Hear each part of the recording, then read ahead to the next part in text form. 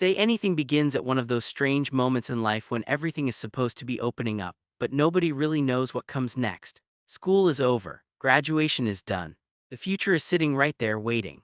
And in the middle of all that uncertainty stands Lloyd Dobler, a sweet, stubborn, slightly aimless guy who has no big career plan, no polished image, and no fear of wanting something deeply. What he wants out of nowhere is Diane Court. She is brilliant, focused, and so far out of his league that everyone around him thinks the idea is ridiculous.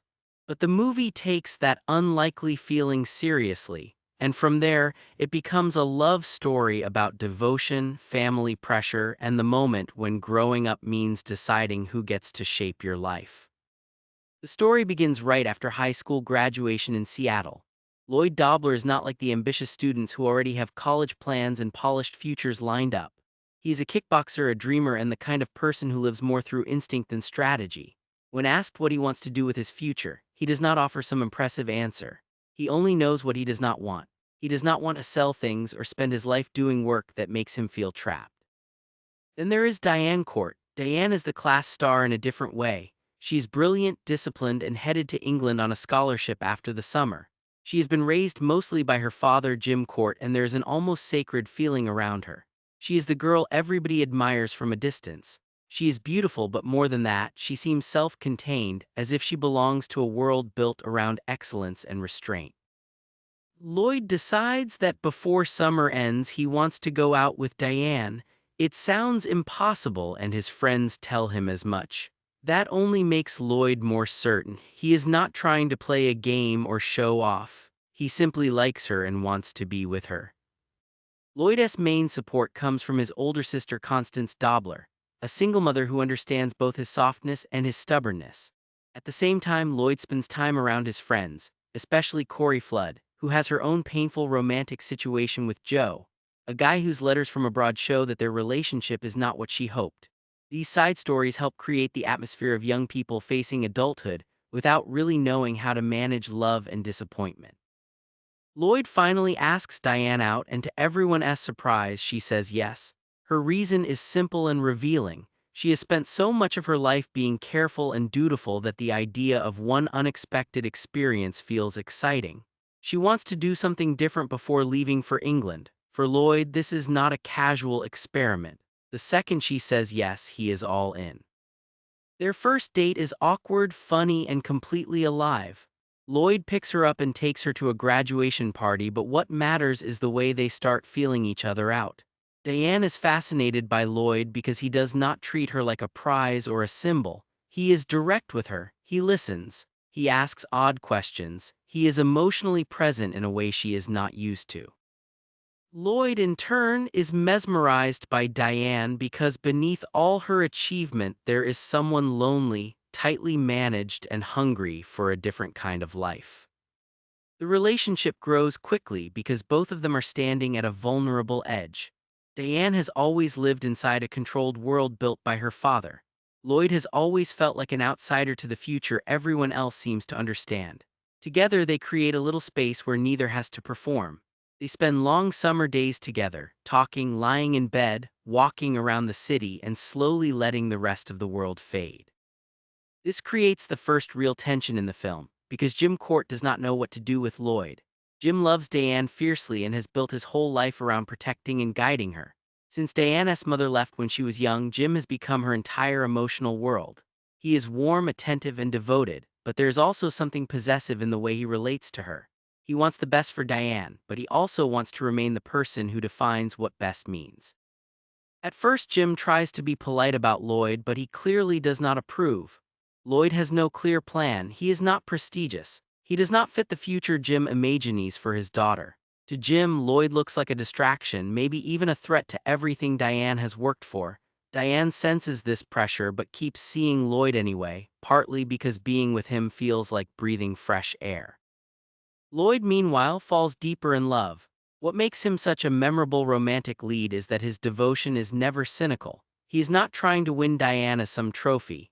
He truly sees her, and once he does, he cannot retreat into cool detachment. He tells her how he feels in ways that are awkward, intense, and completely sincere. Here, the film understands that his emotional courage is his strength. Then the outside world starts pressing harder on the relationship. Diane is heading to England soon, and the reality of departure hangs over everything. Lloyd wants to keep being with her even though he knows the timeline is short. Diane feels the same pull, but she is not as free to follow it. Her life has been built around achievement, obligation, and her father's expectations. At the same time, cracks begin appearing in Jim's image.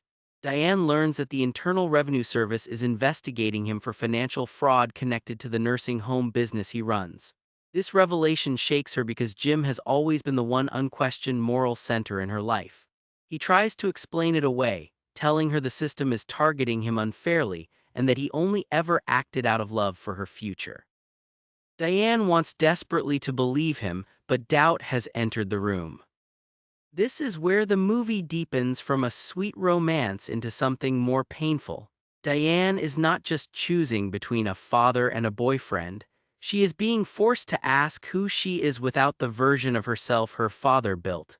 If Jim has lied, then the emotional foundation of her whole life changes.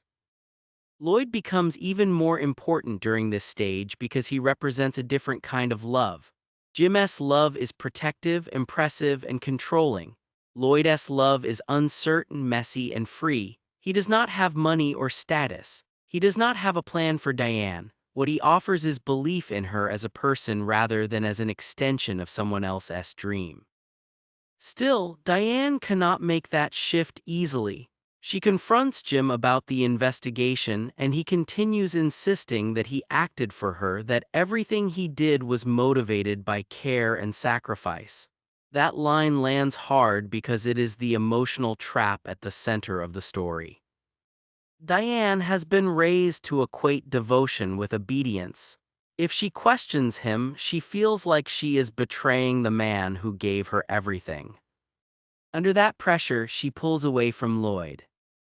This is the most painful section of the film because Lloyd does not understand why the distance is happening.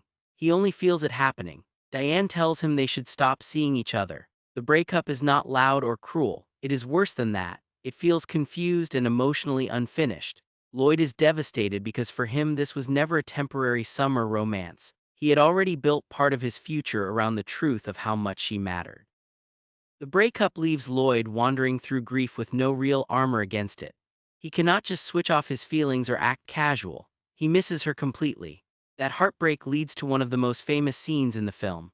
Lloyd shows up outside Diana's house early in the morning and plays music for her from a large portable stereo, holding it above his head as a message he cannot quite put into words.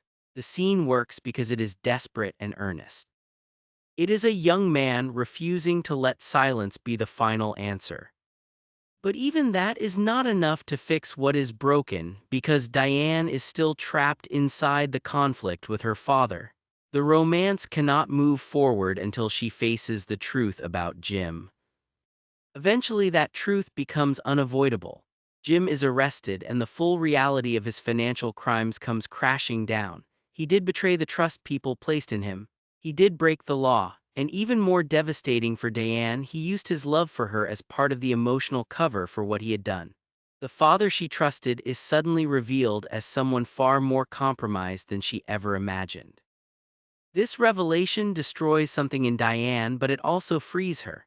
For the first time, she is forced to separate real love from control. Jim may have loved her, but he also shaped her world in ways that kept her dependent and obedient.